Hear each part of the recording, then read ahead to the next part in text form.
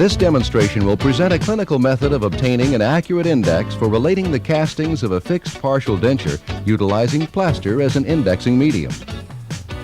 Multiple unit castings may not go to place for a number of reasons, therefore requiring sectioning of the prosthesis and indexing procedures for reassembly. Several critical requirements of the individual castings need to be verified prior to the indexing process. Pontics should be attached to one retainer prior to indexing, either through the waxing and casting process or a lab soldering process. Complete seating of the individual units is critical and must be verified. Individual units must satisfy biological, mechanical, and functional requirements, such as fit, proximal contact relationship, resistance, and retention form, and axial contours and occlusion.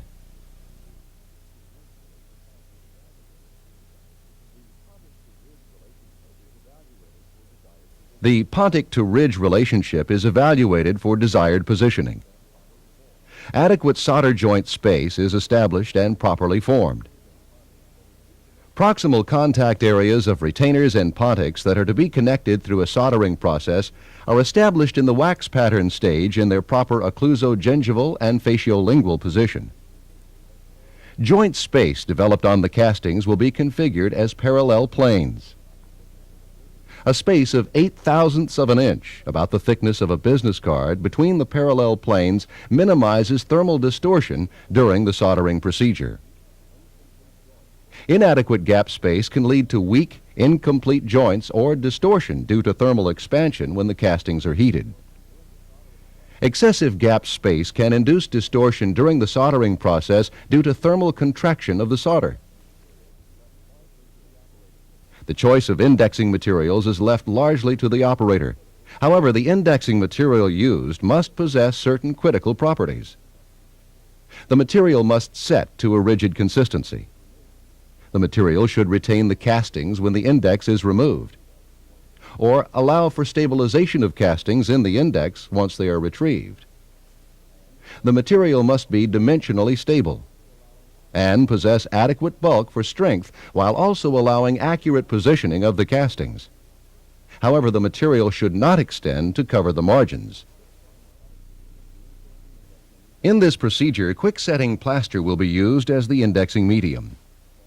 The following armamentarium is required: small plaster bowl, plaster spatula, quick-set plaster, tongue blade, and beading wax. Isolate the preparations using cotton rolls. Verify that the castings satisfy all requirements and that the correct solder joint space is present. A tongue blade is used to carry the index material to the mouth. A mark should be placed on the tongue blade at the mesial and distal extensions of the prosthesis. Place beading wax at these extensions. The wax will contain the plaster and serve as a seating stop. The quick-set plaster is mixed to a stiff, creamy consistency and loaded onto the tongue blade.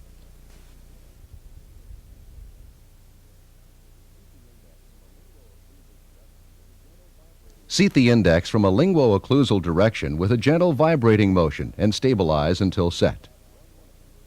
Working time on quick-set plaster is about 1 minute, and final set time is about 3 minutes. Remove the index once the plaster is set and examine for accuracy of registration. Trim away any overextensions of the matrix or extensions into proximal areas to ensure accurate reseating of the castings. Trimming the index back to the bucco-occlusal line angle allows visual verification of the proper seating. Scrub the castings to remove debris, and use an air blast to remove debris from the index.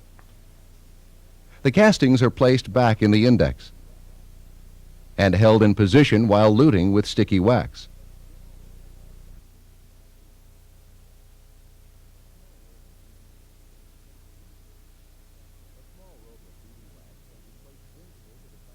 A small rope of beading wax can be placed gingival to the contact area to prevent soldering investment from entering the joint space. The castings and index are now ready for investing and soldering. After the soldering process, clean, pickle, and neutralize the casting. Inspect the joint for adequate size and position. If these are correct, the prosthesis is ready for try-in. The assembled prosthesis must seat fully into place and possess stability.